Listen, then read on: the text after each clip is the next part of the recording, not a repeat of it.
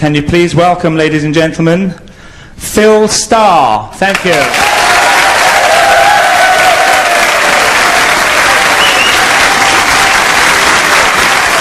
Thank you.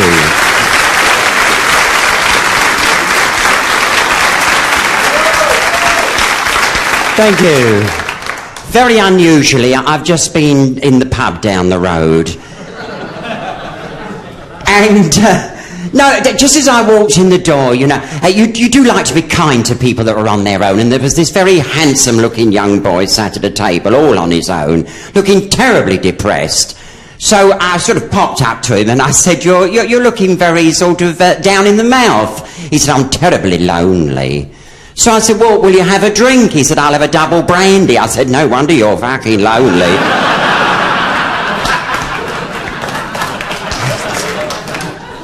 I thought, what's a drink, you know? So I bought him a drink. I said, perhaps, you know, when you've had your drink, you'd like to come round to my place and listen to some records. He said, suppose I don't like the records. I said, you can always get dressed and piss off home, can't you?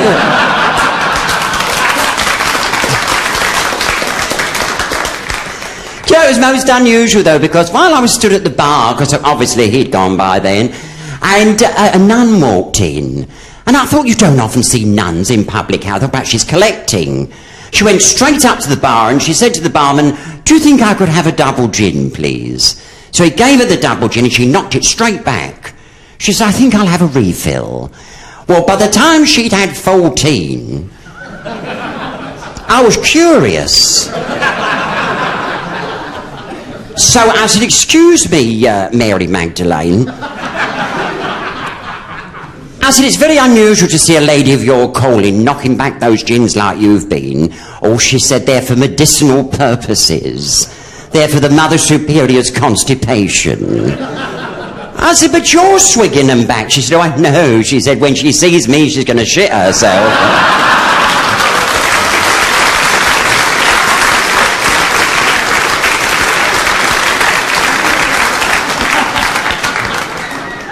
You know, there's a very nice little Irish fella stood at the bar. We got chatting and he said, excuse me a moment. He said, I'm just going to go over to that girl on her own and see if I can buy her a drink. So he went over to the tables, this girl sat all on her own, and he said, excuse me, madam. He said, but could I be buying you a drink? So she said, well, now let's put our cards on the table straight away, Paddy. She said, I don't like to accept drinks under false pretences. She said, I'm a lesbian. He said, oh, no. He said, what's a lesbian? So she said, well, you see that blonde girl at the end of the bar with the big knockers? I'd like to take her home and strip her off, throw her on the bed and make mad, passionate love to her. He said, good God, I must be a lesbian as well.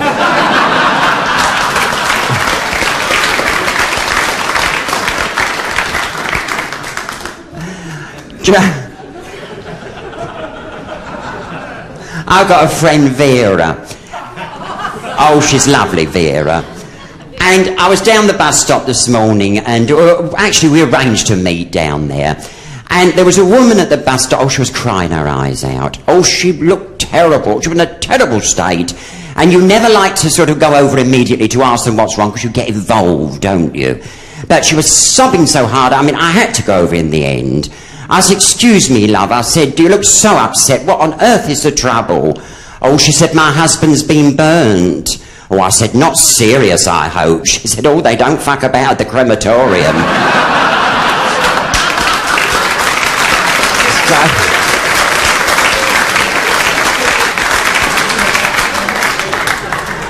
I wished I'd asked now. And of course, I was talking to Vera, and you know what it's like in these sort of bus shelters. There were dozens of people waiting for the bus. And unfortunately, poor Vera, she passed wind. Well, it echoed round this bus shelter. Well, there was a real posh geezer and his wife stood in front of us, and he turned straight round and he said, how dare you fart before my wife? Oh, what? I'm sorry, we never knew it was her turn.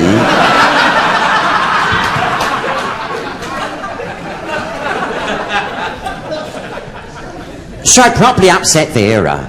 So I said, don't worry about it, love. I said, I'll tell you what, when we get down to town, we'll do a bit of shopping. I said, we'll pop in for a meal, go into the pictures for a couple of hours. It'll cheer you up. We got in the pictures eventually. Oh, it was a beautiful film. And halfway through the film, I noticed this fella came in and sat next to Vera. 10 minutes later, she's digging me in the ribs. She said, Phil, that fella next to me's playing with himself. I said, well, ignore him. She said, I can't, he's using my hand.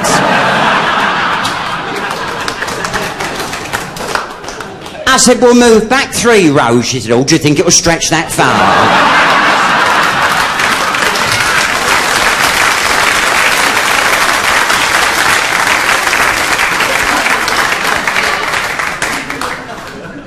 Because Vera's a good sport, you know.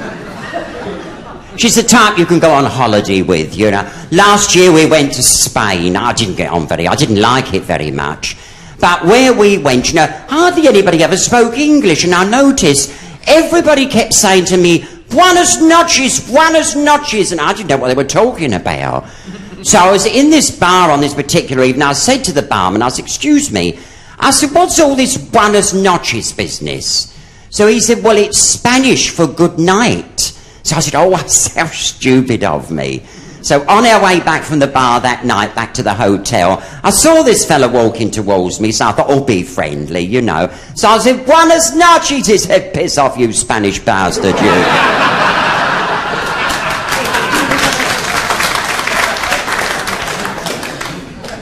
Have you ever been in these hotels in Spain where there are dozens of German tourists?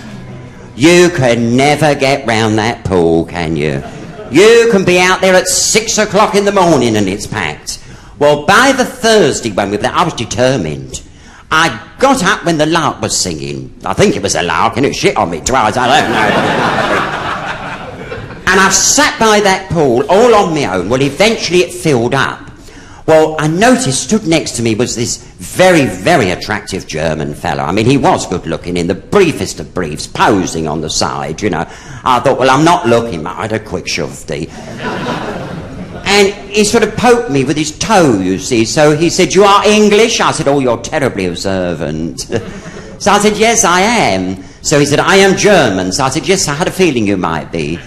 And he said, and we're very athletic. So I thought, I'm going to get a demonstration here. I know I am. Sure enough, he went up on the high diving board, jackknifed into the water, did 16 lengths of the bath, flicked out on the side. He said, how was that? I said, you see nothing yet. I thought, I'm not letting the British down. Well, I got up on that high diving board. I did 16 somersaults, completely by accident.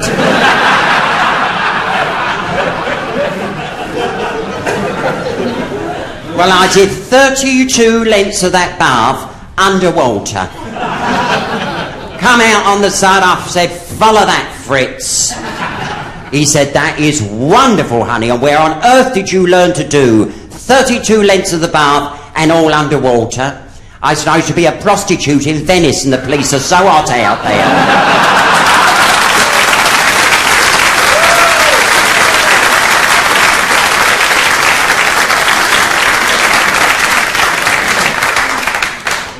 But I love those trips out that they do when you're on holiday. Always go on the excursions. And you know, when we went to Tunisia, and they do these trips out just to the edge of the Sahara Desert. And I went on one, I was very interested, and we got to this little nomadic encampment full of tribesmen. And I happened to be talking to one of these Arabs, and he spoke quite good English. And I said, excuse me, I said, I've noticed, on looking round, there are no women in the encampment. So he said, oh no, he said, when we are travelling in the desert, he said, the women do not come with us. So, you know, being a queen, I said to him, well, you know, I said, what do you do for sort of horizontal refreshment? So he said, every Friday at 6 o'clock, they bring 300 female camels into the encampment. I said, sure you don't cohabit with camels. He said, well, needs must in the desert, you know, when there is nothing else. Well, I looked at my watch, it was almost 6 o'clock. And all of a sudden I heard this voice, the camels are here, Well, he shot off this chair. I said, there's no need to hurry. I said, there's 300 of them. He said, I know, but you like to find a good-looking one, don't you? Thank you for listening. Thank you very much. Thank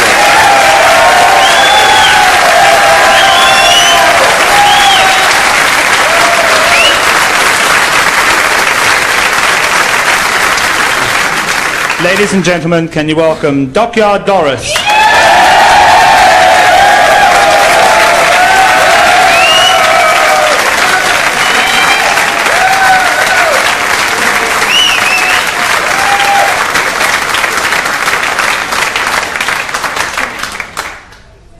I'm ever so upset. I thought I'd come down to Brighton for a couple of days and upset. But it's Fergie, you see. She's upset me. She said to me, Granny, she said, I'm very worried about my body. I said, what do you mean, Ferg? She said, well, she said, my bosoms aren't very big. What can I do? I said, well, there's plastic surgery. She said, well, I'm not bothered about that. I said, well, years ago in Brighton, well, Hove, actually, we used to come down here, and they had a marvellous thing called Izal toilet paper. It was very rough. It was before Andrex, before, all that. And I said, if you rub Izal between your titties, it makes them big. So Fergie said to me, Granny, do you think it'll help me? I said, well, always something for your arse, dear, for a start. I said,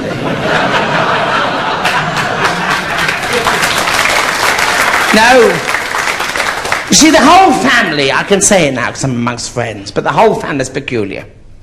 There's that Princess Anne, she lives in that Gatcombe Park, 42,000 acres, with all the animals.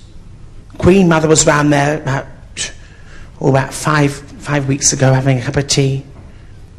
Little boy, Anne's youngest, young Mark, been watching all the animals in the farm.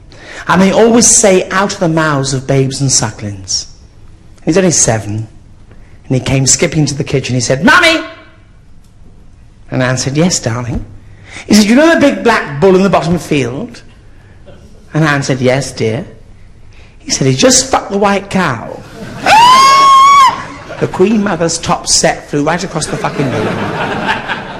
Anne took him by the ear-hole. She took him out to the kitchen, to the pantry. She said, don't you ever speak like that in front of your great-grandma again. He said, but Mummy, it's nature. I don't give a fuck, said Anne. Well, she's been on trade fairs. She says, when your great-grandma's here and something like that happens, you say, Mummy, the big black bull has just surprised the white cow. Well, 15 minutes later, they pumped the Queen Mother's cushion up. Give another cup of Earl Grey tea, horny man special. The little boy came skipping into the kitchen again. Said, Mummy! Queen Mother's cup and sauce was going like the fucking clappers. Fucking hell. And Anne said, yes, dear. He said, you know the big black bull in the bottom field? And Anne said, yes, dear. He said, he's just surprised the white cow. Has he, said Anne. He said, yes, he just fucked the brown one, which I think is scary. You think about it. I mean, the whole family's peculiar. When do you think no, please?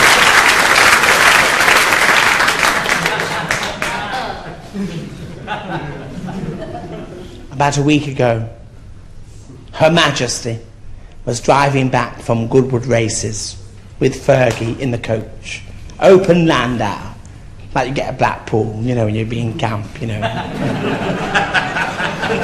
all done it, you've all started thinking, fuck up, And they're sat there in the open landau, and they get to Windsor Great Park, and it's a big park, Windsor Great Park, full of trees and bushes. And they get to this... You've been there, have you, dear? And they get to this bit where there's all these bushes hanging over the path. And all of a sudden, a jeep appears. And it's not been in the papers yet, but I can tell you as your friends. There were 4 men in this jeep with balaclava helmets, jungle greens, and big heavy boots. Got the Vauxhall Tavern on a bad night.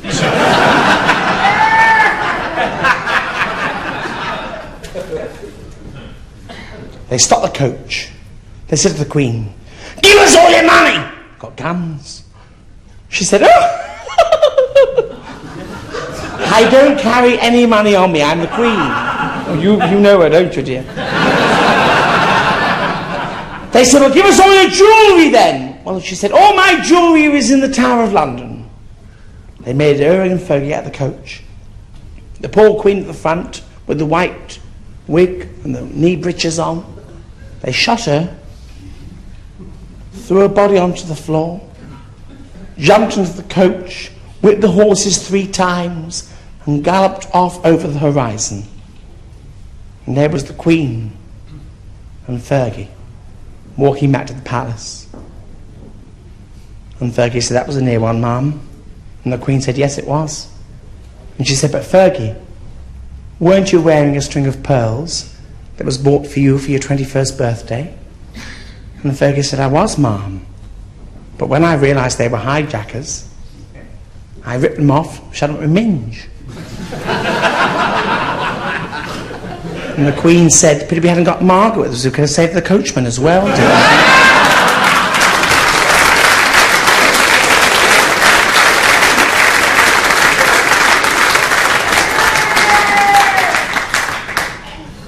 I'm very upset because, I'm sorry, one of my corgis has died. He wasn't one of these flash corgis you see round Brighton. He wasn't sort of a real corgi, a creme de la creme corgi. He was a little English mongrel corgi from the East End.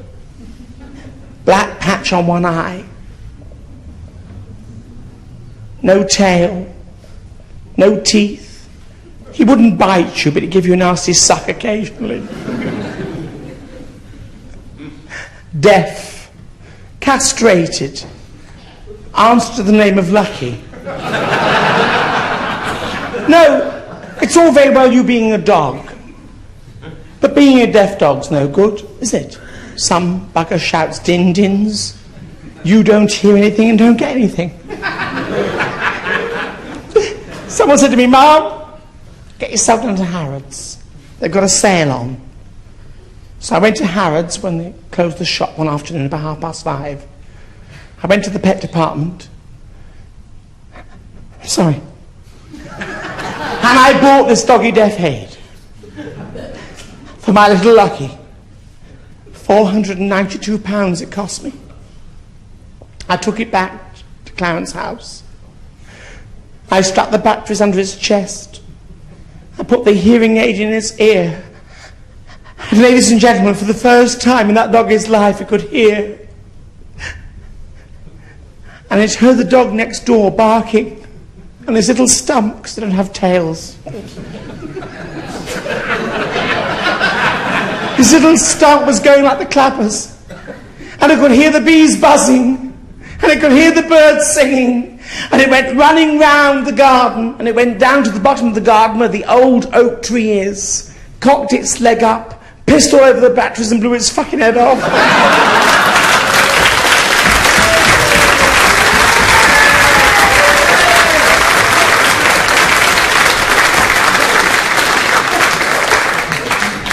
I said, "Don't upset yourself."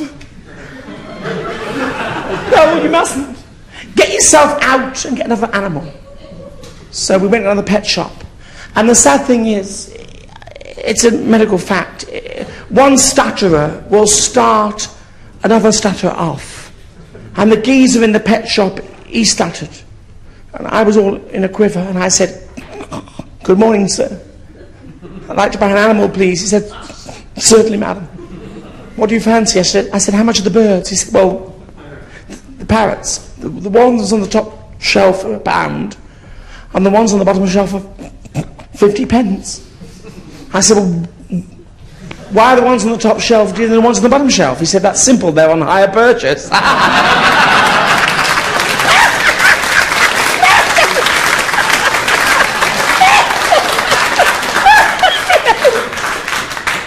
I said, but can they talk? And the bear said, I fucking lot better than you can, Mrs. For a start. I'll do that now.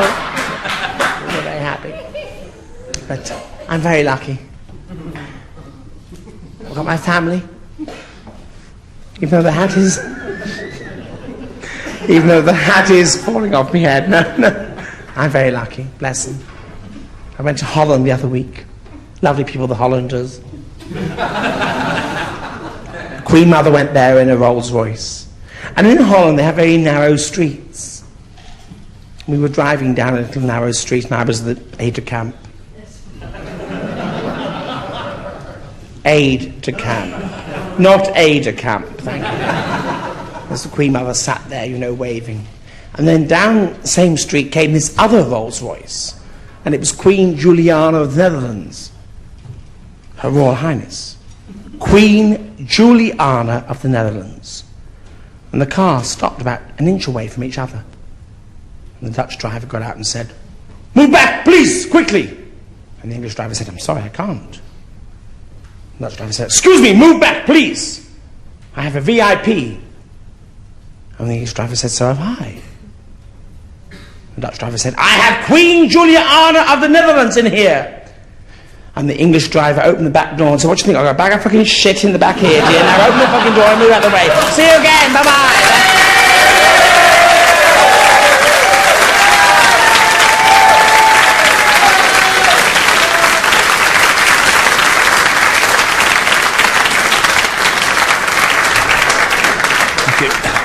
Ladies and gentlemen, can you please welcome now Nikki Young.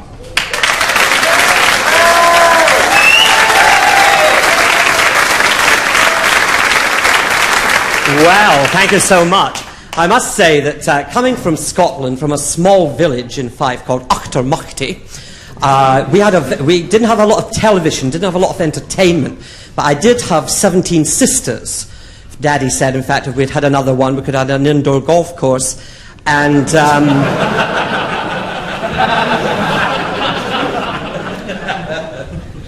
my sisters, of course, they put upon me, you know, being down in London. They expect me to have them for holidays and have the family when they want to do whatever they're doing, you know. And two of my sisters, well, they're chalk and cheese. One's quite glamorous. She got a very good job, married to a very wealthy man. He's something in the city. And the other one, poor soul, he's on the dole, lives in Hackney, has a very hard time of it all, you know. And they were talking the other day, and I was sort of earwigging. I was making a cup of coffee made with 3 kinds of beans. And you've seen that advert, haven't you? Big Butch, Gareth Hunt and Eunice Swivel-eyed Stubbs sitting down the garden, sitting there. And down the garden path comes Diane Keane in the Micro Mini and the acrylic jumper with the nipple sticking through, bouncing down. And she announces, 3 people went like that to me in the supermarket this morning. Now, can you blame them, you know? Television adverts, they're so strange. You remember that old one for Everest double glazing with Dear Ted Moult, poor old soul. He used to do that wonderful, the feather test.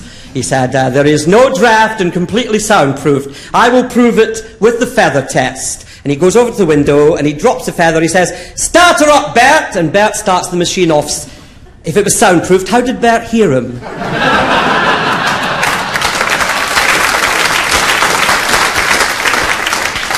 But my 2 sisters, I was saying, I was making the coffee and I could hear them chatting away, and the one said, "Oh, darling," she said, "I envy you." She said, "Yes, I can understand that." She said, I know, I'm terribly chic and smart. I have the best of everything. I have Janet Regger step-in panties." She went, "Do you?" She said, "I do." "How'd you get that?" She said, "Well, whenever I need anything, I just say to Richard, I say, 'Darling,' and when he turns round, I'm there with no panties on at all, and he gets terribly embarrassed. He says, 'Oh, please, Samantha, I can see your money box.' I said, 'Well, darling, it's because there's no housekeeping, and I need money to buy panties.' And he gives me £50. She went, yeah, I've tried that. I sat there one night with no knickers on, with the feet on the mantelpiece. She said, "Oh," she said, "I'd sneezed, I almost had the gyro in the fire."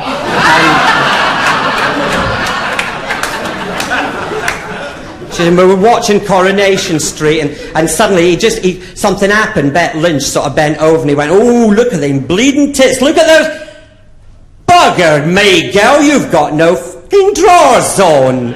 I said, no, I can't afford to buy drawers with the money you give me. He said, well, there's 50p, buy a comb and tidy yourself up.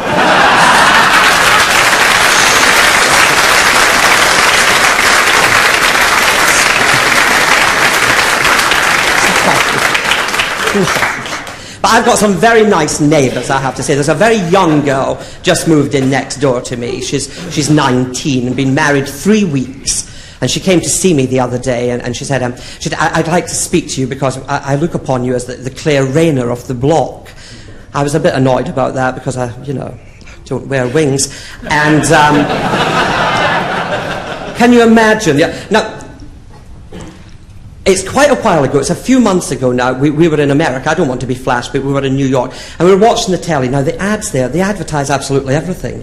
In the middle of a cookery programme, suddenly someone will come on and say, I have no pain anymore from hemorrhoids. And I thought, ooh, that's distasteful. And I said to the guy I was with, I said, thank God we don't have anything like that in Britain. We get back to this country, there's Claire Rayner doing those adverts for those sanitary towels.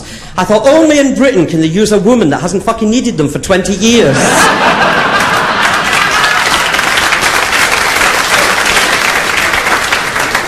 But I digress. So she came in, this young girl, Myrtle, and she said, I've got a problem. I said, what is it? She said, well, I've just recently got married. I said, I know, dear. I said, congratulations, Myrtle. She said, well, last night was the first time I'd ever seen him in the nude. I said, well, you've been married almost a fortnight, dear. How's this possible? She said, well, he likes to make love in the dark. And last night, the light switch stuck, and I saw him all together.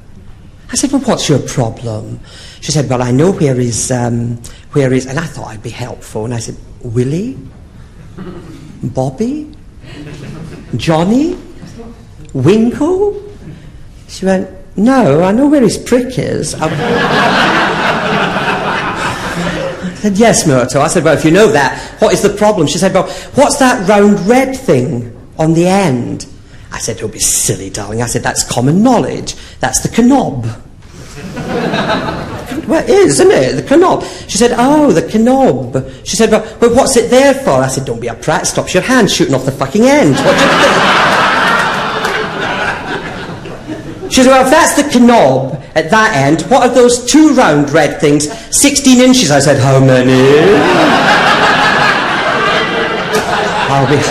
I'll be having a look at Tristram in the future, bless him. But you see, family's a big family, you look after each other and you look after individual members. And I had the kids staying with me, my eldest sister, Delilah, her little boy, he was staying with me, and foolishly, I didn't think. I got up in the morning, I was going to get the milk, and, we live in a secluded area, and I was just about to open the door, and suddenly I knew there was someone behind me. I turned around quickly, and he was there. The eyes were like chapel hat pegs, staring out, and I went, oh, because I was nude at the top. I didn't, He said, oh, Auntie, what are those? I thought very quickly, being an actress, I said, these are Auntie's balloons. What would you have told him? He's only 4 years old, he believed me. He said, but what are they there for? I thought, what an intelligent little person you are. I said, well, darling, when Auntie dies, Uncle blows up her balloons and she floats up to heaven.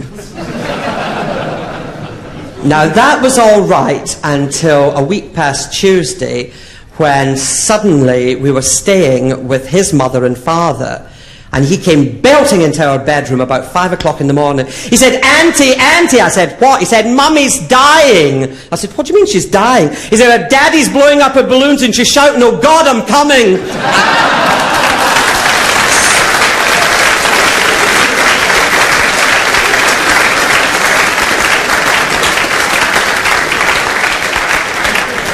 These two Jewish women meet after quite some time. They hadn't seen each other for a while. And the one said to the other, she said, Miriam, you look wonderful. She said, oh, Rebecca, please, I feel great. And Rebecca, have I got news for you? Miriam, what is it? She said, do you remember Harvey Goldstone? She said, oi, do I remember Harvey Goldstone? We used to dance to Lou Preger and the band at the Hammersmith Palais, of course. He's back in town. Back from America. From America. How do you know? He phoned me up. I went dancing with him last Tuesday. And he's still dancing. Oi, dance is a dream. That boy is wonderful. He could be Fred Astairovitz. Oh, wonderful. She said, and? She said, well, after that he took me for a meal. We had a little drink in one of these new wine bars. Why, was it swinging? And then he took me home. And that's when it happened. You don't know? Yes. No sooner did I get in, he ripped my clothes off, threw me across the bed, and ravished me. He had carnival knowledge of my body. She went, oh, she said, what's the matter? She looked worried. I said, I am worried. Of course I'm worried. Why? I'm going dancing with him on Tuesday. Do you think I should cancel? No! Wear old clothes.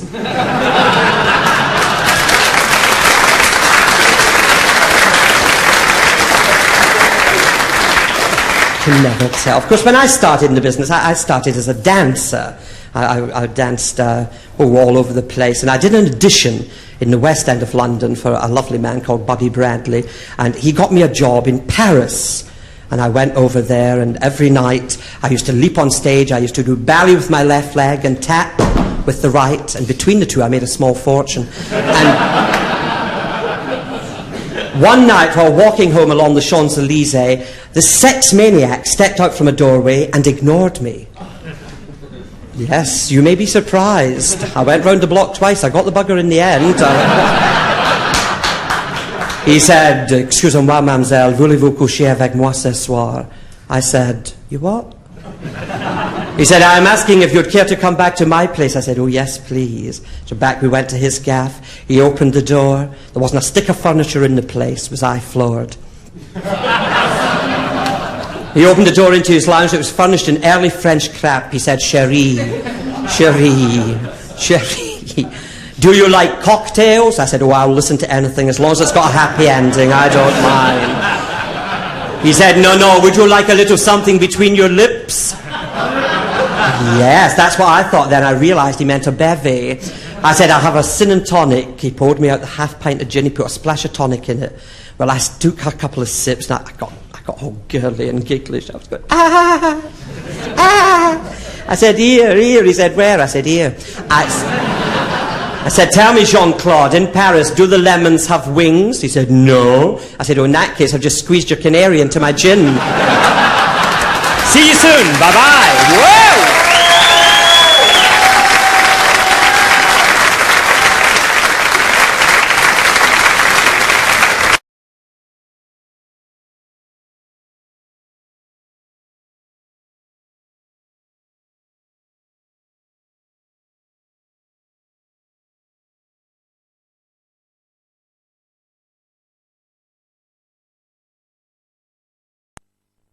Can you welcome now Kevin Peters? Thank you. Oh, listen, I'd like to ask you all a personal question. I hope you don't mind, because I'm going to ask anyway, but you have to ask. How many of you can remember losing your virginity? Me! Please, no one's that silly. Listen, I'm going to tell you. I can remember losing my virginity like it was yesterday, because I was only young at the time, so it shows you it wasn't that long ago. I was walking down this lane with this fella, and I'm telling you, he was built like a brick shit house. He was enormous. And as I'm walking down, being young and naive and not knowing what the hell's going on, and if you believe that, you can black bog, I've looked in this field on the left, where there was these two people at it. And I've turned to him, I've said, here. I said, what are they doing? Now, I must have caught him off guard, because the first words out of his mouth were, they're making eggs and bacon. I thought, well, there's novel. Gets a bit further down, looks in another field, there was another two at it. I says to him, here. He says, what? I says, are they making eggs and bacon? He says, yes. I thought, this eggs and bacon making looks a bit good, I might have a go at this. So he gets a bit further down, looks in another field.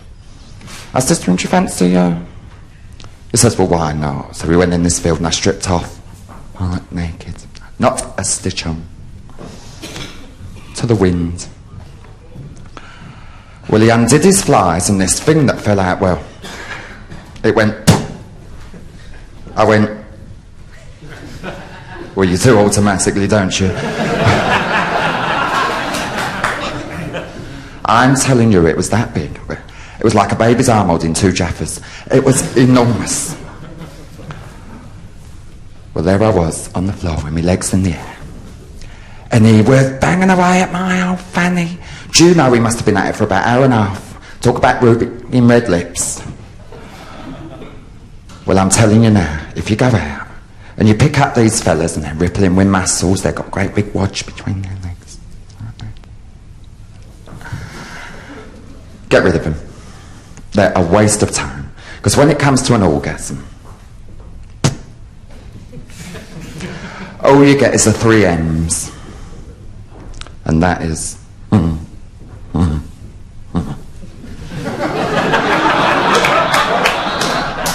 And it's over. You've spent all night hanging off their arm, you've let them buy you drinks, which is rather nice of you, isn't it? Take you home. They bash you down. And then all you get is the 3 M's. Well, I got me 3 M's, didn't I? He went, that quick. Well, he stood up and I stood up and I was just about to pull my knickers up and I says to him, here. He said, what? I said, have we made eggs and bacon? He says, yeah. I said, I thought so. I can feel the fat running down my legs.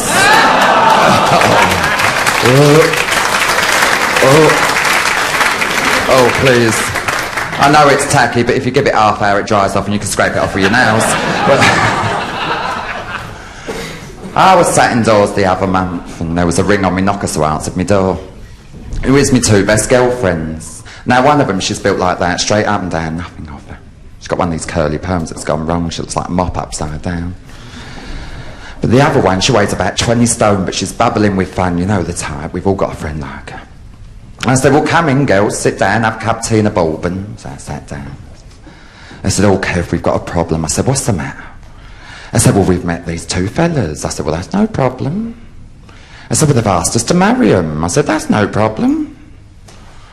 I said, well, the thing is, we've told them we're virgins. I said, oh, you silly cow, fancy going around saying something like that. Now, I'm telling you, they've had mock honk, then I've had hot dinners. And at my age, I've had quite a few hot dinners. I thought, oh, God, what are we going to do for you? So I sat there and I thought, and then it came to me, I said, the first one, oh, well, you're easy. I said, get yourself down to W.H. Smith's, get yourself a pack of elastic bands, roll one up, hang it up your minge, he won't know the difference. But the other one, Big Bertha, I thought, oh, God, what are we going to do for you, girl? 20 minutes later, it came to me. I said, that's it, love, get yourself down to Dunlop's and get yourself an inner tube.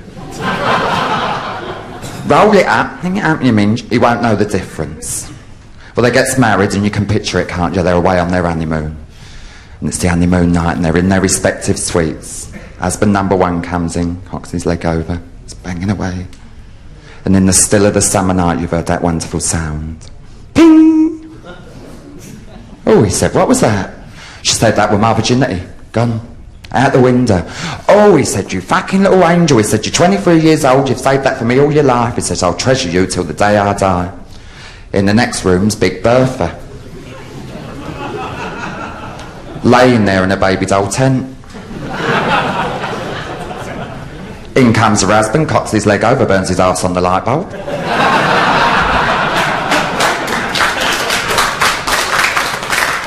And he's banging away for all his might. And in the still of the summer night, you've heard that wonderful sound again. Bang! Oh, he said, what the hell was that? She said, that was my virginity. Gone. Out the window, he said, you better get it back, it's got my fucking bollocks hanging off the end of it.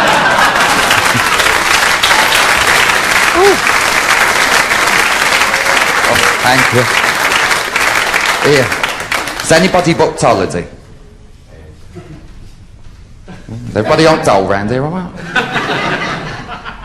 Because I can't afford one this year. But last year, me and my friend Mona Minge, we booked ourselves on the Concord. We arrived, get shown on the plane. And you know what it's like on these posh planes? You've got 3 seats over there, 4 seats in the middle, and 3 seats over there. Well, me and Mona Minge got these 3 seats over there. I've got Mona Minge sat there. There's me in the middle, and some old fella sat there. Bless you. And some old fella sat there. Well, we're just about to taxi round, and the geezer comes over the tannoy. He says, "Ladies and gentlemen, welcome aboard Concord. We're about to take off. Would you please extinguish your cigarettes and fasten your seatbelts?" Well, the old fella sitting next to me, he went, "Oi!" I said, "Oi, what do you want?" He said, "What did he say?" I said, "Put your bag out and belt up, you old git." We're up and we're flying along. Comes over the tannoy again. Says, "Ladies and gentlemen, we are flying at a height of 35,000 feet and going at twice the speed of sound." Old git was at it again. He went, "Oi!" I said, "What do you want now?" He said, "What did he say?" I said, "You're up high, going fast, shut your bleeding hole." Now, we're just about to land in this country, and he comes over the tannoy again. He says, "Ladies and gentlemen, just a few points of information about the country you're going to land in. A third of the population suffers from syphilis." I thought, wonderful holiday I'm going to have. A second third suffers from gonorrhea. I thought, turn this fucking plane round, now I'm going home. And the remaining third suffers from bronchitis. I thought, well, there's hope. At it again, he went, "Oi!" I said, "For the last time, love, what do you want?" He said, "What did he say?" I said, "When you get off, just fuck the ones that cough and you'll be all right, dear."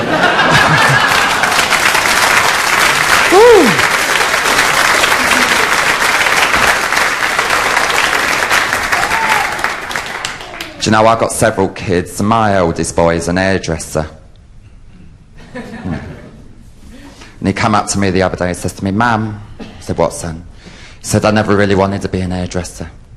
I said, "Really, son? What did you want to be?" He said, "I wanted to be an astronaut and get shot into space."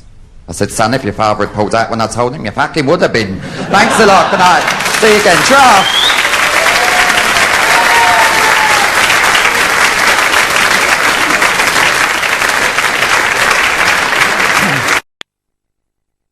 Ladies and gentlemen, can you now welcome Mr. Dave Lynn.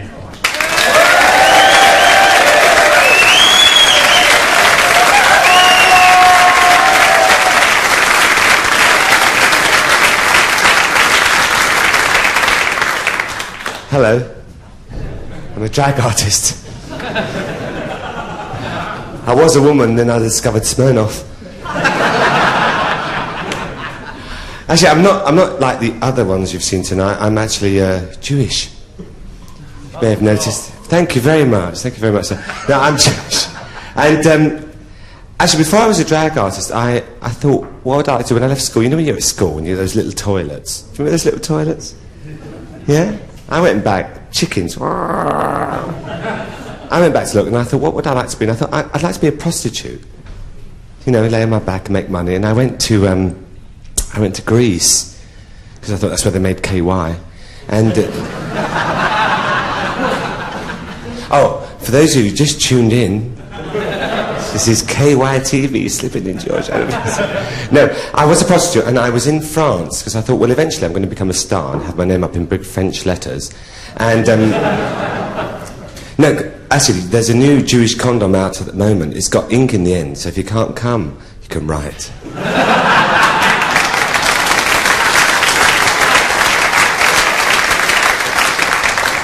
I'm a bit late arriving. There's so many people backstage. I'm a bit late arriving because the police stopped me on my way here tonight. I came round the one-way system, which is nice if you can do that.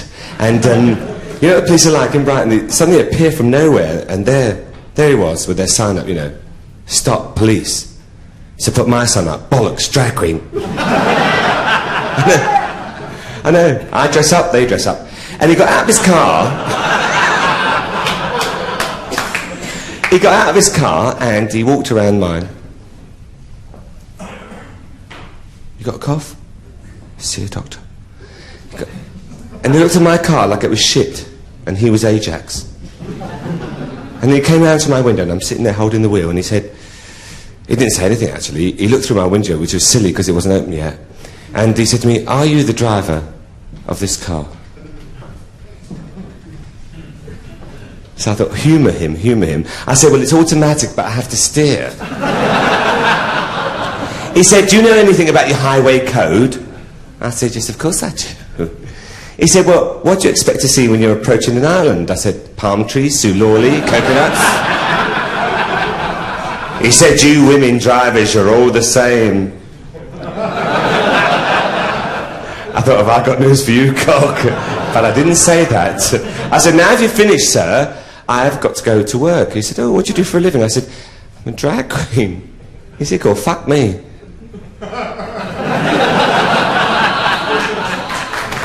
He said, you look so much like a woman, all you need is a prat. I said, well, now that I've found you, where's the Pavilion in Brighton?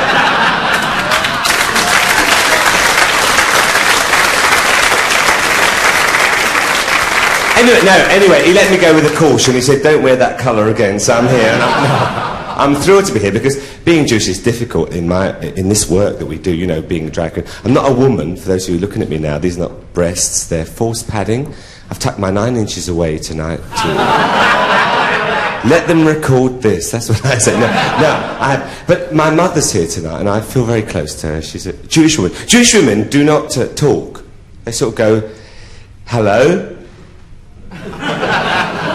You know, we do that, but we do it in Hampstead Heath. And recently my Aunt Matilda lost her husband, sadly. That's all right, I don't know her. And she had him cremated, and she was standing there at the graveside with his ashes in her hand. And she said, Jaime, he was a Pakistani man. She said, Jaime. She said, Jaime. She said, Jaime, do you know that fur coat I always wanted? I'm wearing it. She said, Jaime, I always wanted to see Les Miserables and you didn't. I'm going. She said, Jaime, I wanted to go around the world and back and you didn't. And now I'm going to give you something you always wanted. A blowjob.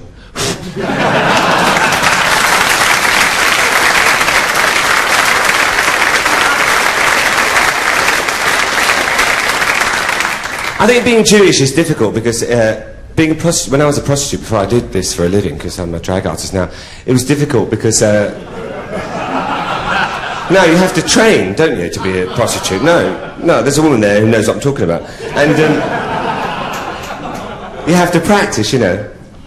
And they teach you like this, see anything you like? The first 2 guys nicked the bedspread.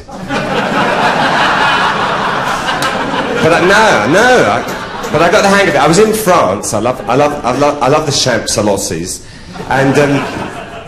and the last guy came up was a little French count. I think that's what the madam said. And he came up and he said to me in a French accent, Madame, although there is winter on my head, there is summer in my heart. I said, well, frankly, as long as there's plenty of spring in your bollocks, I couldn't give a fuck.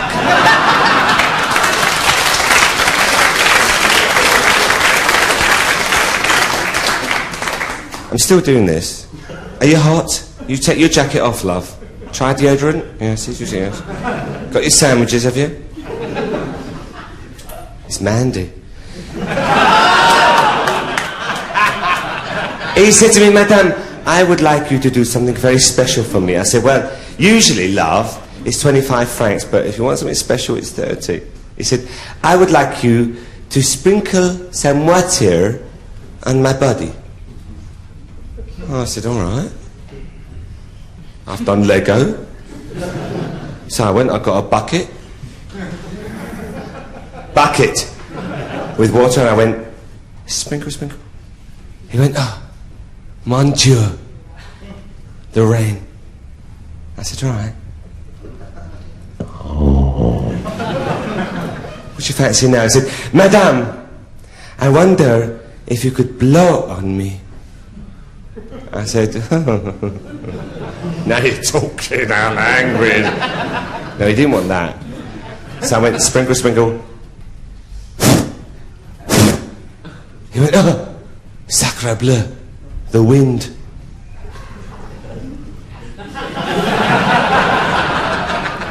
Oh God, Doris has seen herself in the mirror.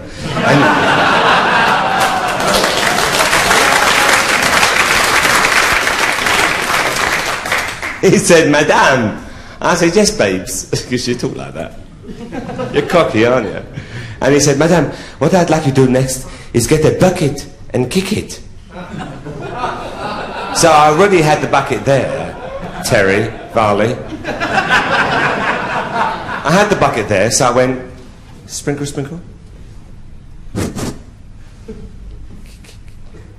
He went, oh, gold up my ear.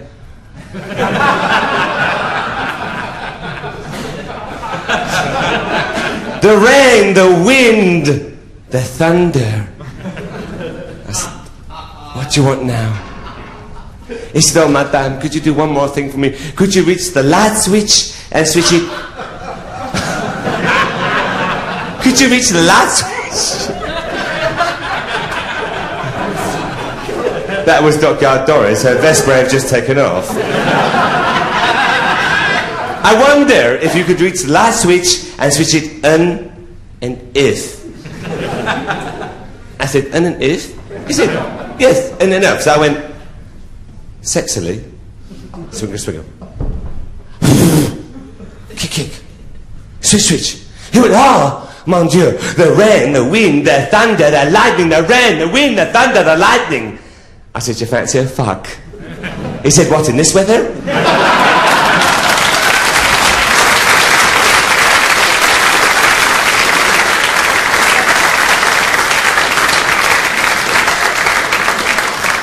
Actually, just before I leave you, because I'm the youngest drag actor to appear tonight, so it's...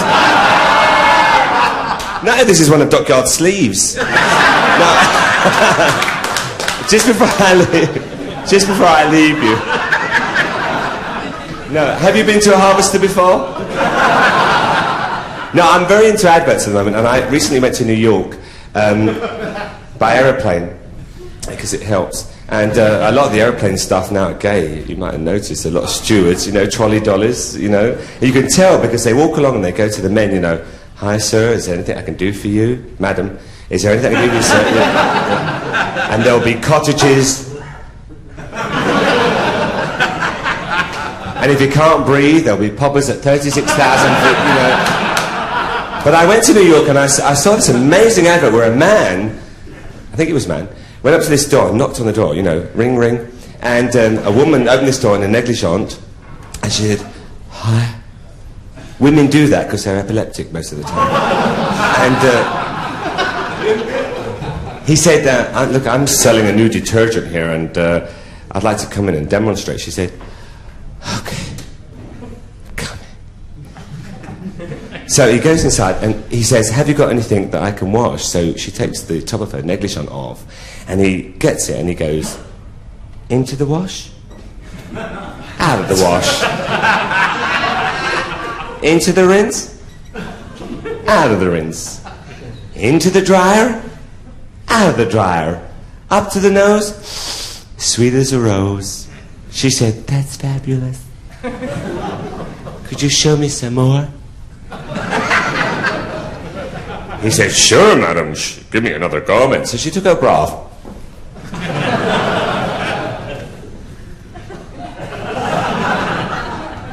He got the bra and he went, into the wash, out of the wash, into the rinse, out of the rinse, into the dryer, out of the dryer, up to the nose, sweet as a rose. She said, that's boner.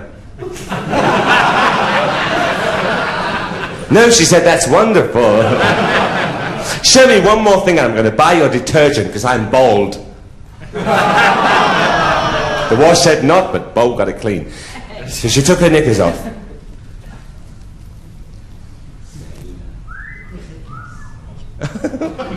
Bless you, you kinky thing. He's the sort of person that dials 0898 at night.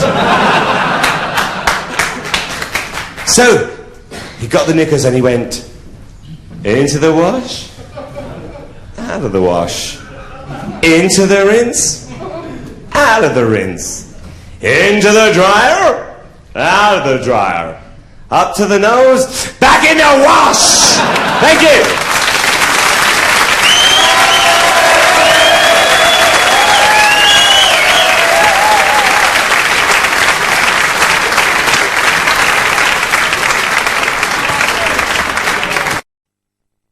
Ladies and gentlemen, can you now welcome back, please, Pip Morgan as Mrs Shufflewick.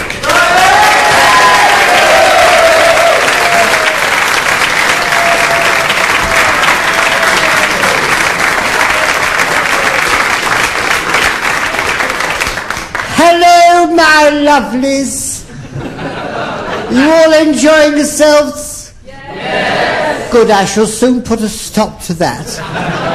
I better introduce myself. The name is Mrs Shufflewick, star of stage, screen, radio, television, labour exchange and dope parties.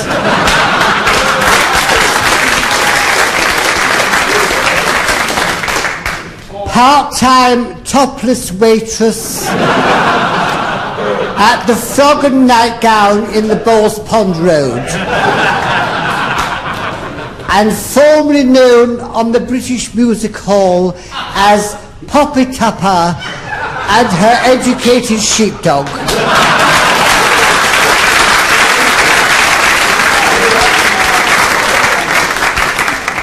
Excuse me. Do you like the fur? It cost £200. I didn't pay for it myself. I met 200 men with £1 each. So I wasn't done, was I? It's what's called untouched pussy. And it is currently unavailable in the West End at this present time. And there's not a lot of it around anywhere else as far as I can see. But, oh no, oh. No, oh God. No, do you know, I was laid in bed this morning, mending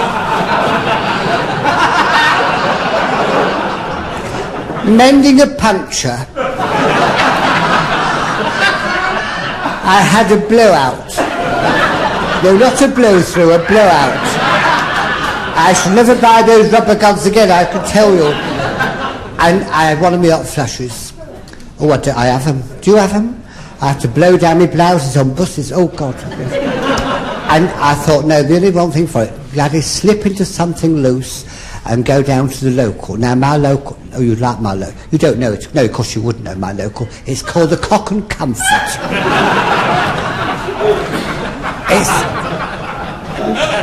It's very comfortable, but there's not a lot of anything else around.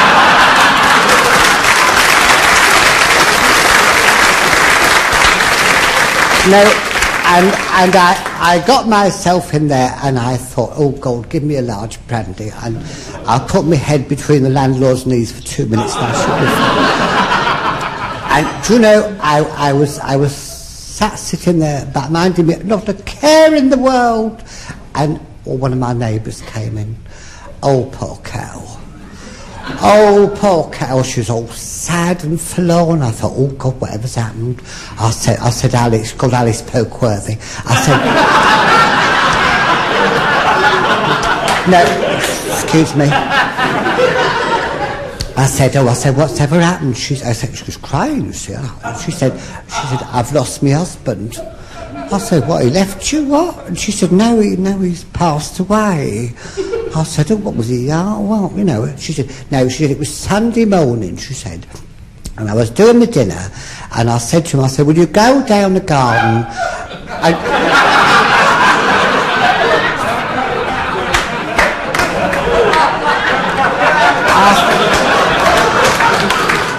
I said, go down the garden, I said, and cut me a cauliflower.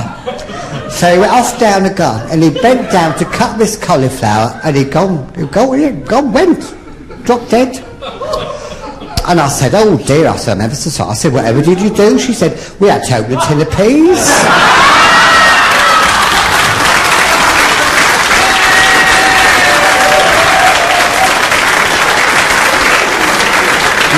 No.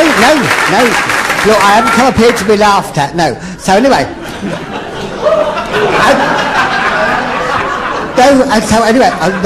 and then, you know, I was there, and always funny things happen in pubs, because I was in there a few days ago in the Cock, and I was sitting there minding my own business as you would, you know, and this businessman came in. Oh, he was all in a pinstripe suit and a bowler hat and a briefcase. Oh, it was a sort of the soul of epitome, you know.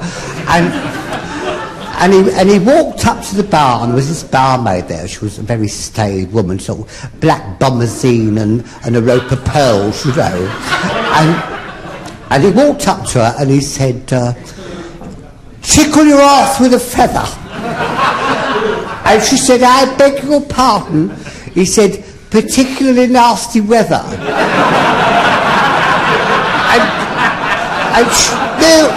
She said, "No," she said, "I'm sorry, I misconstrued what you said, you see." And so he got a large whiskey and he went and pissed off and sat down. And this little Irishman came out of the corner and went over to him. He said, "Excuse me, sir," he said, "did I hear you right? You said to that barmaid woman, tickle your ass with a feather and not particularly nice." He said, "Oh yes," he said, "I like to start the day off with a good laugh and a giggle and all that, you know." He said, "Oh, thank you." And I watched him. He went off into the public bar and I could see him through the mirrors, and he was sat there having a large scotches and he was going, "Tickle your ass with a feather. Particularly nasty weather. Tickle your ass.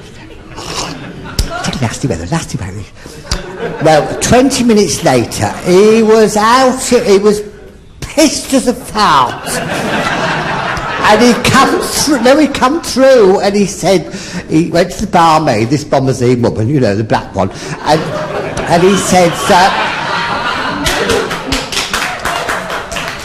and she said, yes, he said, "Stick a feather up your ass."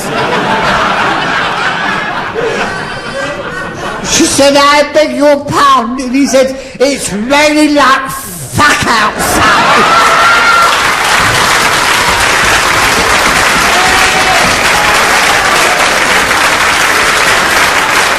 No. Mind you, I'm ever so pleased. I've just had a letter from my young son, Ernie.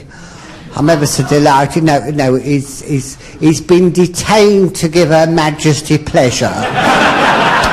So she must think something of him. Mind, he's like his father, whoever he was. And I was eating chips at the time. No, but my another lady friend of mine, she was in there, oh, it's a while ago now, and she was sort of, oh, got a face, oh, God, it was, well, she'd been watching Dave Lynn, actually, and I said, "What's the matter, girl?" She said, "I don't know," she said, "It's my dog," she said, "It's died." I said, "What that means?" She said, "For 45 years, man, she old fucking thing it was." Anyway. And she said, "I don't know what to do, I'm lost." I said, "Get yourself another pet." She said, "I don't think I could take to another dog." I said, "Well, you'd have to have a dog." I said, "Get yourself something else." I said, "Well, nice budgerigar." I said, "You have someone to talk to in the evenings." So she went down the pet shop and she went in. She said, "Yes, I'd like a budgerigar." And he said, "Well, yes, madam." He said, "We've got these nice canary ones." She said, "Not to be confused with the canary birds from the Canary Islands." He said, "Very nice." And she said, "How much are they?" Fuck off. "How much are they?" She says, "Well, they're £45. She said, "Parcel up, I'll take it." He said, "Excuse me," he said, "but you've got to have a cage." She said, "How much is that?" He said, "That's £37.50. Excuse me. So she said, she'd wrap them up, I'll take them. And she's going out the door, and she's turned around, she said, "It can talk, can it?" He said, "Oh," he said, "get it home, it'll never stop. Oh, it'll never stop talking." And she's back next morning, she said, "That budgerigar I bought, she hadn't said a word." He said, "Well, it wants a bit of interest, doesn't it?" He said, "Buy it a mirror. So it can, she said, "Buy a mirror so it can look at itself and think it's another bird and have something to talk about, you know." Back the next morning, she hadn't said a word. He said, well, buy a ladder. So it can run up and down the ladder, look in the mirror and run back. He said, then it'll start talking. She said, how much is that? She said, £3.50. She said, I can't really afford it, but I'll have it. So she got this Well, she was back the next day. She said, look, he hadn't said a word. He said, well, how about a trapeze? It can swing across the cage, backwards and forwards, run up and down the ladder, look in the mirror, you know, and it'd be lovely. And she said, oh, God, how much? He said, £2.50. Back next morning, she did nothing. He said, well, how about a bell? Hang the bell over the mirror. It can swing across, backwards and forwards on the trapeze, run up and down the ladder, you know, look in the mirror, talk to itself, ring the bell. We done talk then, well, you've had it. Well, I won't bore you because it went on for months. I mean, the cage was like fucking Bertram Mills circus. And she went back and one morning and she said, yeah, she said, that budgerigar, she said, you sold me, she said, it's dead. He said, oh, never. Oh, my God. She said, no, it's dead. Oh, he said, I'm sorry. He said, did it speak? Oh, she said, yes. Just before it went. It opened one eye, looked up at me and said, don't they sell no fucking birdseed down that pet shop?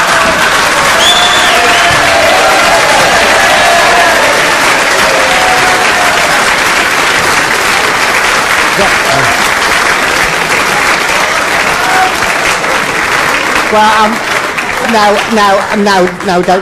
don't laugh, no, because oh God, oh, that candid fucking camera, and all this Baco foil everywhere. No, anyway, look, I'm sorry, but I've got to pop off because I'm not being well because I've been at my sister's for the last few days. Our Lil, poor cow. She's not thick, she's stupid, really. No, I stayed there. I mean, she lives in a council flat. Oh, God, Martin, have you ever been in a council flat? The walls are so thin. The other Sunday, you know, I mean, she was doing the joint for lunchtime, and she opened her oven, and the man next door was dipping his bread in her grave. No, she went to poke the fire and she had a boy off his bicycle outside. Don't know where the poker went. I don't think she'll get it back. But he seemed quite happy. But the last day I was there was Tuesday and I was sort of in bed, you know, chopping a few sticks to help her out, you know. And no, really, no, I was. I can't get up. And anyway... No, and there she was, you know, and she came into my bedroom and she said, I'm very sorry, Gladys, she said, but I can't make you a cup of tea this morning. I said, oh, why is that? She said, well, the water's been cut off. And I said, well, it's all right. I said, I can manage, don't worry, it's all right. So she went, and she came back 10 minutes later with my breakfast on a tray, with a serviette and doilies and, you know, a couple of boiled eggs and a bit of bread and butter and some marmalade. I like it, you know. And now what's puzzled me, if that woman's water had been cut off, how did she boil those eggs?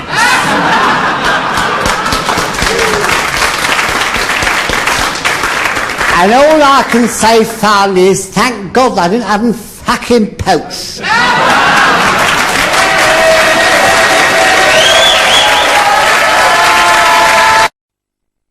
Welcome, please, Pinkie.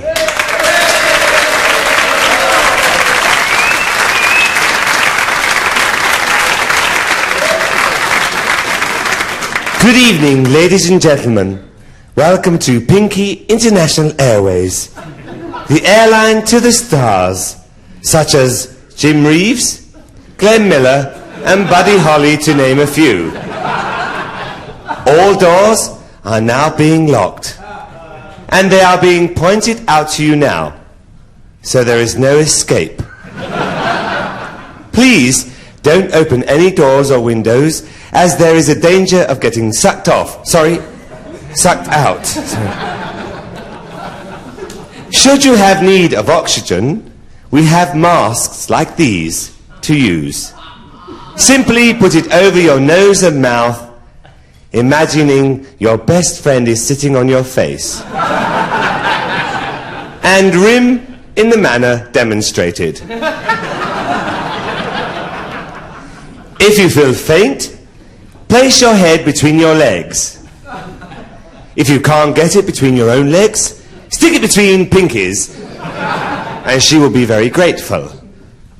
If we go down on water, life jackets are available. To inflate, pull on your red knob. Or better still, pull on the person next to you's red knob. You can top up the air by using this mouthpiece.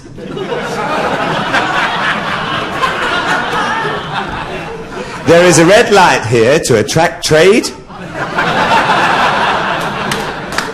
and a whistle here to attract passing sailors, policemen, or anyone else in uniform.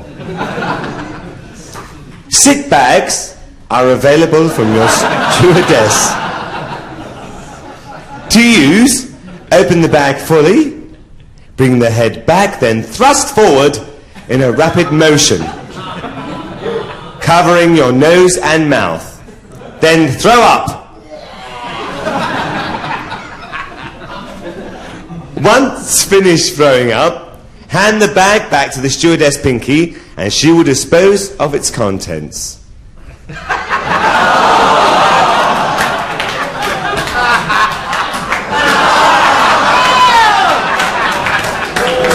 Thank you for your attention.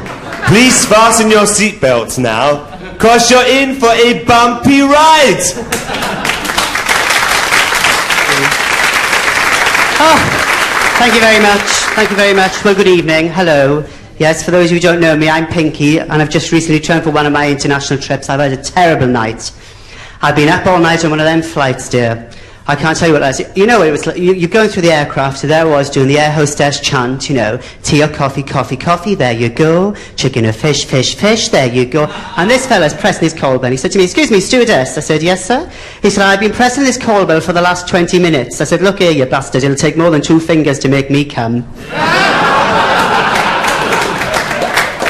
He hugged me up and down that aisle. I must have been up and down that aisle 20 times. I was up and down like a horse draws, I'll tell you. And until at the end I leaned across and I said, excuse me, sir. He said, yes. I said, could you just stick your tongue in my ear? He said, stick my tongue in your ear? Whatever for? I said, because if you're going to fuck me around, I want a bit of foreplay first, dear. But we had a terrible moment on there. There I was, dear, down the back, serving up. And the captain had just been on the PA, you know, on his intercom doing his announcement. You know, we're flying at 39,000 feet. And we were in a very good progress, 4.5 hours to go. And he forgot to turn it off. And he turned to his co-pilot, and all of a sudden he said, do you know what, Roger? He said, when I get to that hotel, I'm going to have a shit-shaven shower.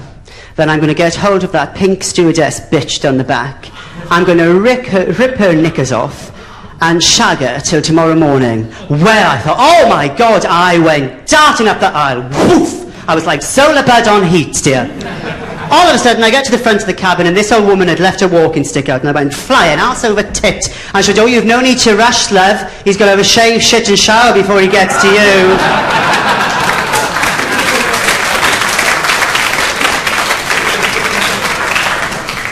True, you know, and it was awful, you know, because when you get these people on the flights, you know, they always think that they can fly. They want to try it. And we had this guy one day, and off he goes to the airport for his private flying lessons, and he goes up to the man and he says, hey, I'd like to learn to fly, please.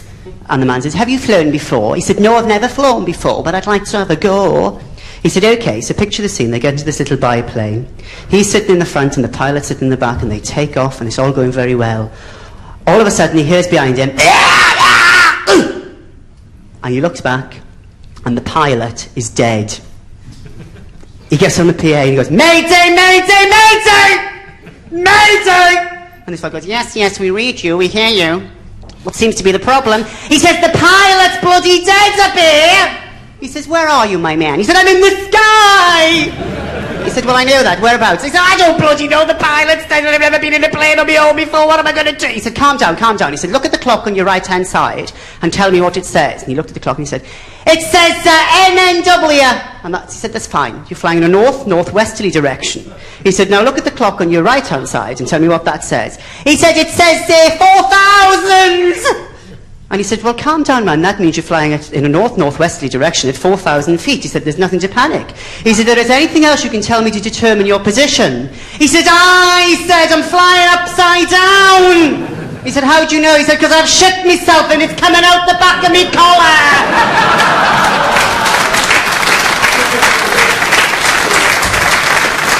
And you know, I saw in the paper the other day, Nicky Lauder, of course, has got his own airline now, Lauder, and he's just been interviewing for pilots. He had 3 interviewees. The first one went in and he said, good morning, my name's Nigel, I'm ex-RAF. I was in the RAF for 15 years. And Nicky Lauder said, I don't want to know all that. Look at my face and tell me exactly what you see. He said, well, Mr. Lauder, I can't help noticing you don't have any ears. He said, next, don't call us, we'll call you, thank you. Out he goes. Next one comes in. He says, hi, my name's Brad. I used to fly for Pan Am Airways. I don't want to know a lot. Look at my face and tell me exactly what you see. He said, well, I can't help noticing, Mr. Lauder, that you haven't got any ears. Next! Don't call us! We'll call you! Third walks in. He goes, top of the morning to you, Mr. Lauder. My name's Paddy and I used to work for Aer Lingus. He said, never mind all that. He said, look at my face and tell me exactly what you see. He said, well, I can't help noticing, Mr. Lauder, are you wearing contact lenses, sir? He says, very good, man. Why do you think I wear contact lenses? It's because you've got no fucking ears to hold your glasses up with.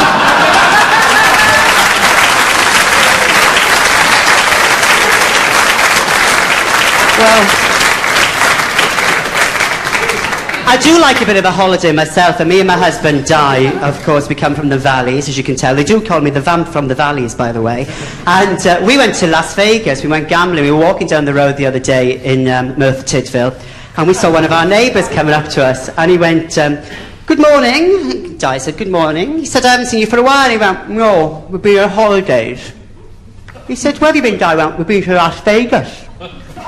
He said, you've been where? Las Vegas, gambling. Me and Pink, we've been gambling in Las Vegas. He said, that's marvellous. He said, did you win anything? Win anything, he said? He said, I won £50. He said, £50? Yeah, he said, but this man behind me, professional gambler, was going, let it ride, let it ride. So I let it ride. He said, what happened? I won £500. He said, £500? That's mad, I'd pay for you and Pink's holiday. I know, but this bugger behind me, let it ride, let it ride. I let it ride. He said, I won £5,000. He said, you won Oh, that's marvellous. He said, what have you done with the money? He said, no, this man behind me now. Let it ride. Let the ball ride. So I let it ride. He said, won £50,000. He said, 50,000? I can't believe it. He said, yes. He kept on, let it ride. He said, more so, I won £500,000. He said, £500,000, that is incredible. He said, I hope you took the money. He said, no, in behind now. Let it ride, he's saying. So let it ride. He said, what happened? He said, what happened? It's terrible when you get your trade stuck in your throat. He said, I won £1 million. He said, you won £1 million? Fantastic. He said, you didn't gamble the rest of it. He said, I said, you're going, let it ride. He said, what happened? £2 million, lost a lot of it. He said, what? He said, I lost every bloody penny. He said, all because of that man behind you saying, let it ride. I said, yeah, I lost every penny, I've got nothing. He said, if that'd been me, and he'd have been saying that to me, he said, I grabbed all of that bugger, and I would have bitten his bollocks off. He said, yes, I'm on the second one at the moment.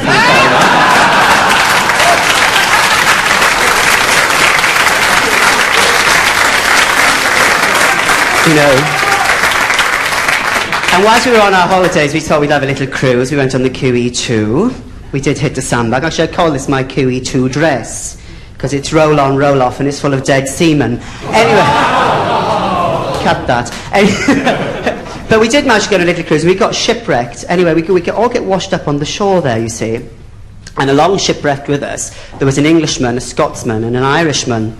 And the cannibal chief grabbed hold of us, and he said, right, he said, I want you all to sing me a song about a dog. If you can't sing a song about a dog, that's it. He said, fine. So the Englishman sat off first and he says, how much is that doggy in the window? He says, very good, on you go.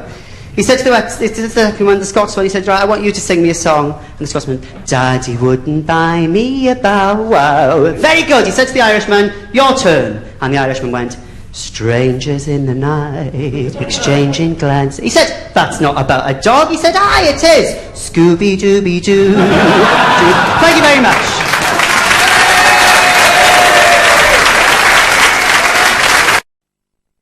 I welcome Mr. Chantal, Scott St. Martin.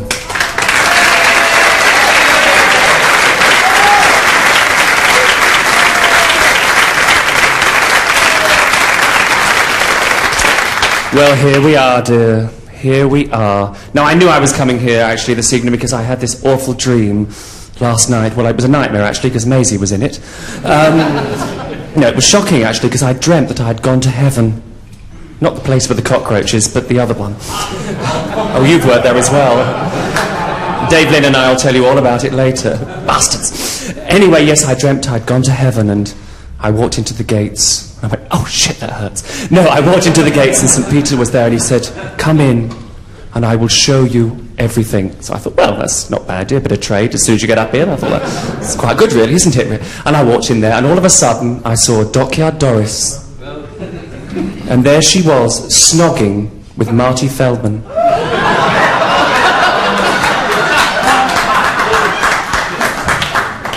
And I said, well, what is this, St. Peter? He said, well, you see, now when Dockyard was alive, she was a very, very naughty girl. And this is her punishment now. So we walked a little further along, and I saw Dave Lynn. And he was snogging with Quasimodo. And I said, but St. Peter, what is this? What can this be? Because I'm a classical actress, you see. What can this be? Said, now, when Dave Lynn was alive, she was a very, very naughty girl. And this is her punishment. And we walked along a little bit further, and I saw Maisie Trolette snogging with Tom Cruise. And I said, hang about, girl. Said, there must be something wrong here. I said, why? Why was Maisie such a wonderful, wonderful person when she was on this earth? She said, no, but Tom Cruise was a right bastard.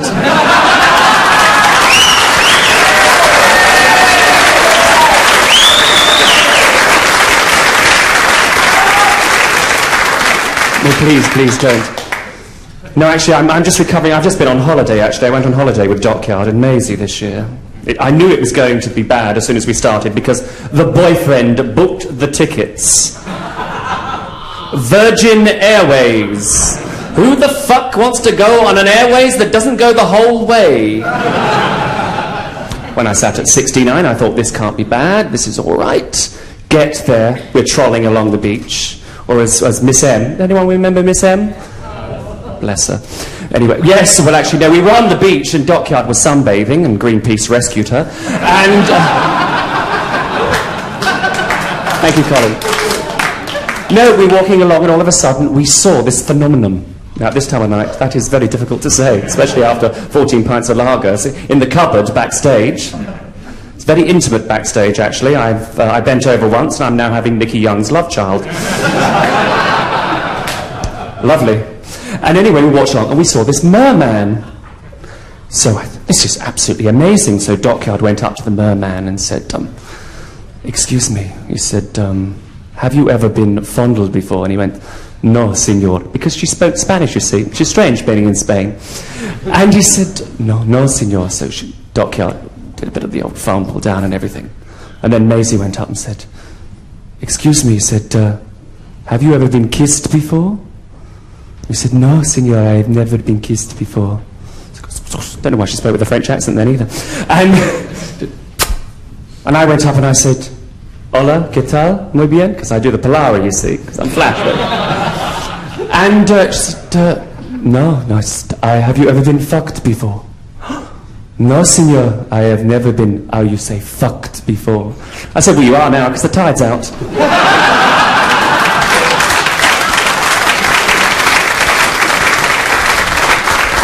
Then, of course, it got bad to worse, because I had to go, we were all on the plane together, And the embarrassing thing happened. I'm sure some of you, I know Terry Varley's had the same situation, as I can see her sitting over there with the glasses reflecting in the lights there. And she's not wearing the earrings that I bought her last year, so I'm not speaking to her. And, of course, the embarrassing thing happened when we get to the old customs men. Bastards. We get there, they open the case, and what is there but the vibrator? Madam, you obviously know what I'm talking about. She went, oh, it's talking about me. No, it was the vibrator lying there. I was as cool as a cucumber, pardon the pun, Terry. And I looked straight in the guy's... Wait for it. I looked straight in the guy's eyes, and I just said, yes, and I still can't find out how to work the oven with it yet. Bless her, dear. Anyway, moving right along, the other holiday I went with a straight man. I know. Bless them. I don't mind. Their sex life revolts me, but I don't care. We went to Amsterdam. Of course, he starts getting horny. So he decides he's going to go to a brothel. So he walks into the brothel, and they get guilders, isn't it, they have over there? Speak to me, people. I won't bite. Might give you a nasty suck, but I won't bite. Guilders, yes. So he goes in there and he says, I have 1 guilder. He says, what can you do? He said, well, nothing. He said, have you got anything else? She said, all right, well, I've got 2 guilders. She said, well, follow me upstairs. They go upstairs to room 22, puts him in the room, everything's fine. Closes the door, madam goes downstairs, and all there is in there is a chicken. So he looks around and he thinks, well, 2 guilders, I mean, you can't really grumble about this. So in the end, gets down and does the business with the chicken. A week later, he's passing this very same brothel and walks past and he goes, well, I'm feeling a bit horny again. I think I better pop in again. So he goes and he says, I've only got 1 guilder. Honestly, I only have the 1 guilder. She says, well, I suppose maybe we can do something for you. If you'd like to follow me upstairs, we go to room 32. You can't miss it. It's the room above number 22. Goes upstairs. Closes the door. The room is full of smoke. All you can see is an old man bending over, looking down a hole. Maisie isn't in this gag, actually, before we go any further. And he thinks, well, let's have a look. So he looks down this hole, and all he can see are 14 nuns abusing themselves with candles. And he looked, nice slings for me, and I went, oh, yes, what would you like? And he said, oh, I like very much you do 69. I said, you can fuck off if you think I'm cooking at this time of night. Then, of course, Maisie, she doesn't like this to be known, but Maisie was on the game with me as well, of course. And she was in next door in the room, and I overheard, because, you know, if you put a glass to the wall, it's true, and if you do it at Rowland House anyway. 21 St George's Terrace. As Lily says, the rooms are so damp they keep otters as pets.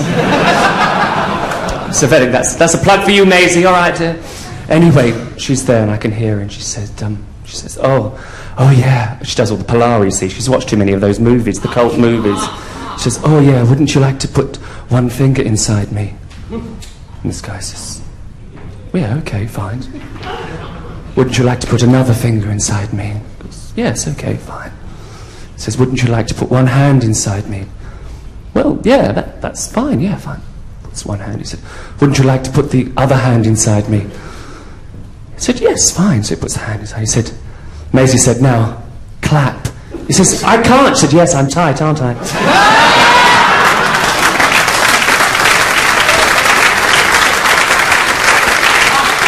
So I'm never going on holiday with Maisie again, but I'll tell you one place I'm not going, and that is to America, because the shocking things you read about in the newspapers. I read about this cowboy the other week who was captured by the Indians, which is very painful, apparently. Captured by the Indians, and the Indian chief stripped this man naked and buried him up to his neck in the sand. He said, you very brave man, before you die, I give you 1 request. He said, well, I'd actually like to speak to my horse, if that would be at all possible. So I said, you speak to your horse. The horse leans down. The horse dashes off into the distance, comes back with a naked woman. The naked woman jumps off the horse, sits on the man's face, and wriggles for 5 minutes. Jumps back on the horse, disappears. Well, the Indian chief doesn't know what the hell's happening. He says, "You very clever man. You able to talk to your horse." He said, "You are able to have one more request." He said, "Well, I'd like to talk to my horse again, please." So, calls the horse over. The horse kneels down like this, puts his head down, and the cowboy nuts the horse straight in the head, and he said, "You stupid bastard! I said posse!" I thank you very much.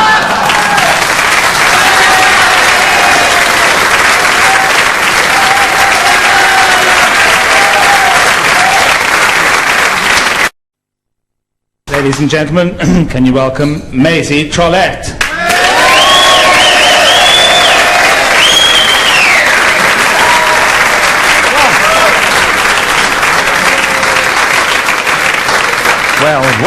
Well, this does make a change to my usual job. Well, a few years ago, I used to be a lady of the streets. Of course, when I was young and attractive, and I had a wonderful gimmick.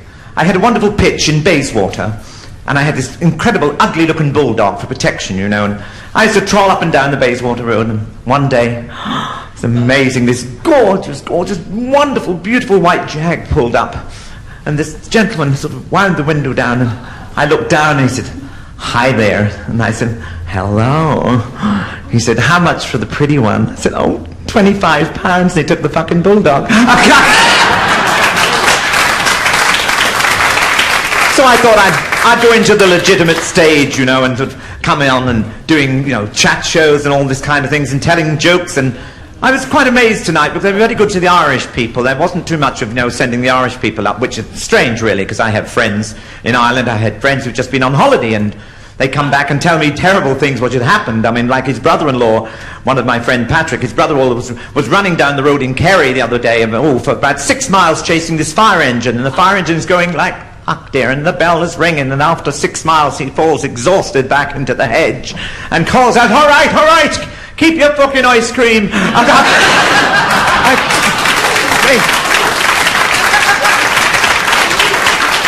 And they go on about the Irishman, about, did you hear about the Irish flasher who put his raincoat on back to front and got fucked?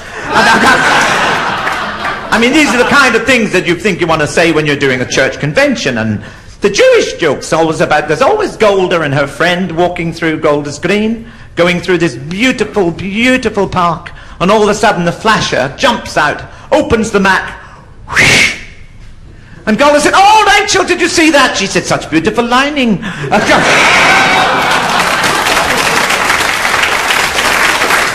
Amazing, it's amazing. Mind you, I was going to do this, or I was going to sort of join the convent, and you know, we have a convent just behind a little place that I'm working at the moment, and which I won't mention. Thank you. And I have a sister doing wonderful things out in Africa or any place that she is sent, and she is a lady of the cloth, you see. And one particular time, it was about a month ago, I believe, I got messages with dreadful thing had happened to her. She'd been out there looking after these little children and doing wonderful things, and she realized after 3 weeks she had not bathed. And she looked up to the heavens and she said, "Lord, direct me to some place where I can wash my body so I am clean for you to behold me when I pray." And sure enough, she couldn't believe it, because she just parted all these jungle bushes, and there was this beautiful waterfall and this pool, and she thought, "Thank you, Lord." And she dropped all the habit, and there she is, quite a young girl, my younger sister, but still beautiful firm breasts and a lovely tight,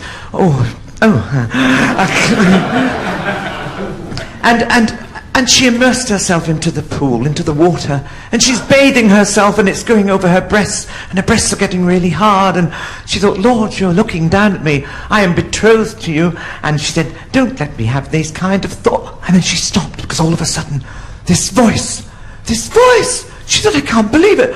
There was this incredible, and Tarzan swung through the jungle on this big creeper. And as he dropped down to the pool beside her, the loincloth went up, and she saw this amazing dong swinging there. Great big dong, and she thought, "Lord, you should not make me looking at these things," because she could feel her legs opening and the bubbles coming from her fanny doing the passage. She said, "Lord, this is not..." And somehow with her being from England and him being from the jungle, they understood what was happening. And Tarzan said, "I've never seen anything like that before." And she looked up and she said, "And I've never seen anything like that before."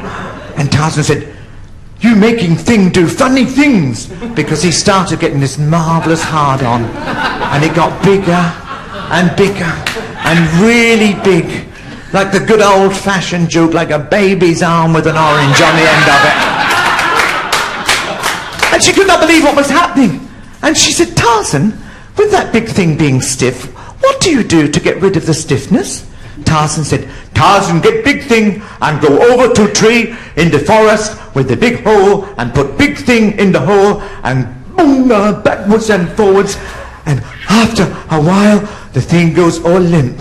She gets out of the pool, the water dripping all over her body. She stands up near this palm tree. She opens her legs and she said, "Tarzan, this must be the will of God."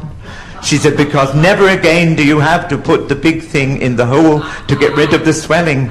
You can put that in here." And Tarzan looked down at it. "Oh, looks good," he says. "Yes," she said, "come on, Tarzan." She couldn't believe her eyes. With this, he turned round. He ran about 50 yards away from her. She said, "Tarzan, Tarzan!" And then all of a sudden he stopped. And he whipped off the loincloth. Now, can you imagine 14 inches of dong coming towards you? Big and thick and really heavy. And her legs are opening, and as I said before, the fanny's doing the paso doble and really, and it's getting nearer this marvellous 14-inch dick with the, oh, look at the babies, oh, and then she gets near, and just as he gets near to her, he stops and he gets up his right foot and he goes, pow! And he kicks her right in the prat, right? Well, the wax flew out of her ears. Her eyes started watering as she slid down the tree. She said, "What did you do that for?" He said, "Had to get rid of squirrels first."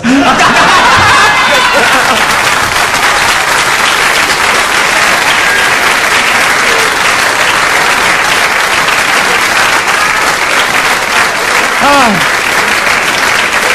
I suppose, yes, thank you.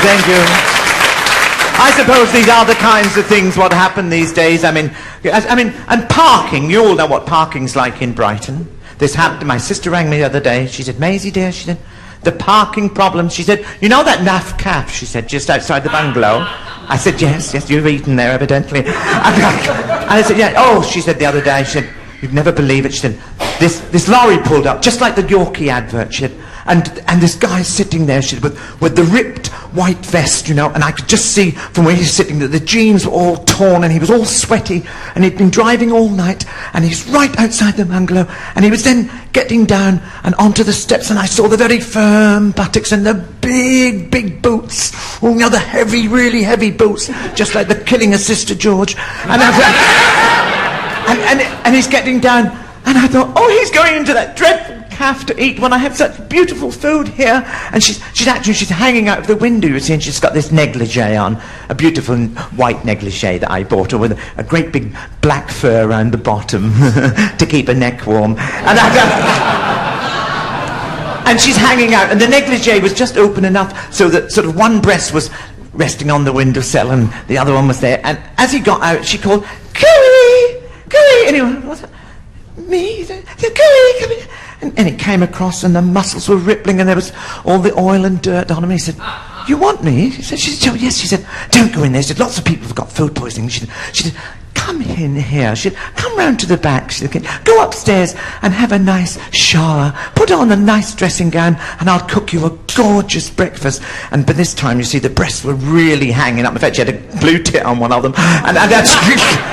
wasn't that cold, by the way. And it was, and he said, "You need to go." She said, yes, come along." So he went round the back, he went upstairs. He thought, I'm on a good thing here, you know, I could smell the bacon crackling and the smell of the mushrooms and the fresh bread rolls, and he had a good shower, and he came down with this white, beautiful toweling gown, and she could see he was getting excited because she had this big bulge here, and then he sat down, and he started eating the breakfast. And she said, "Is it all right?" He said, "Oh, it's wonderful, it's really lovely," you know, and she... And again, the breasts were open. He thought, "Oh, I'm really... I'm in here, and she said, "Joe, I'm being very naughty." She said, and she slid round next to him. She said, "I just noticed when the dressing gown opened that you're wearing Y fronts." He said, "Yeah, I am." Yes, she said, "That's a terrible fetish of mine." She said, "Do you mind if I slip my hand into the left and if I fondle your left ball while you're eating?" And he says, "No, no, no." Well, by this time, the John Thomas is sort of pressing into his belly button, you see. And he says, "This is wonderful." She slid her hand in and she fondling his right ball, you see. And then she said, "Do you mind?" She said, "Also, if I get my right hand," she said, "and slip that in these Y fronts and fondle your other ball." He said, "Oh, no, no." He's on the fucking marmalade by now. He thought, "Oh, hurry up, let's get upstairs." And there he could feel her bouncing both his balls in her hands. And all of a sudden, she went, pow! Bang, both of his bollocks together. Well, again, you can tell where the marmalade went everywhere. And sausage, the egg come up, and he said, "Oh my God, what did you do that for?" She said, "Don't park outside my bungalow anymore."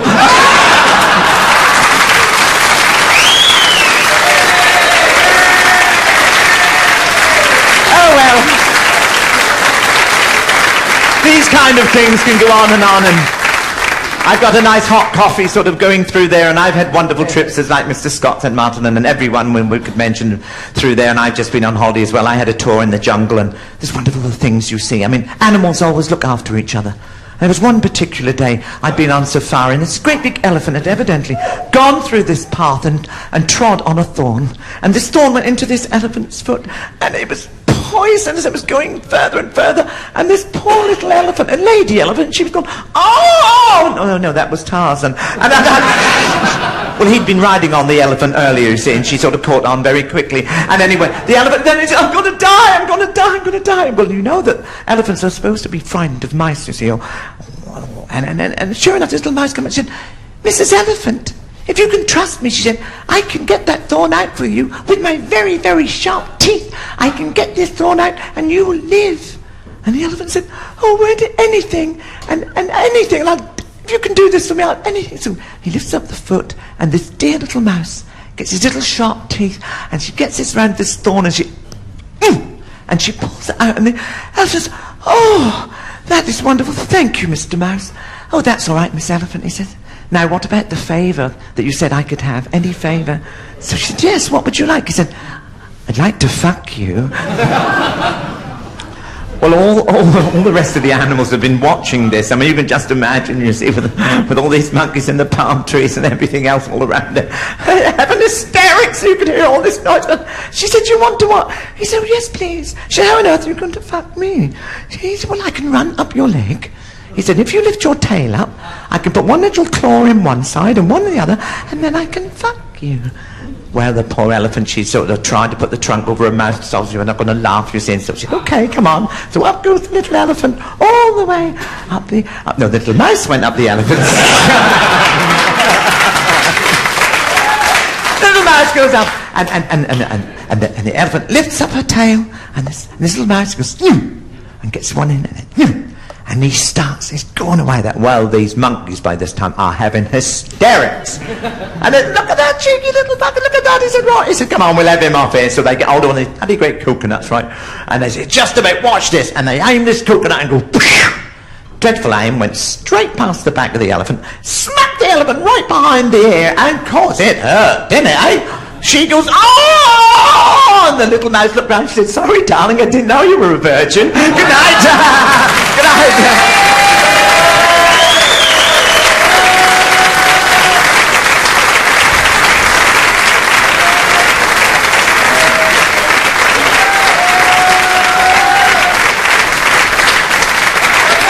Good.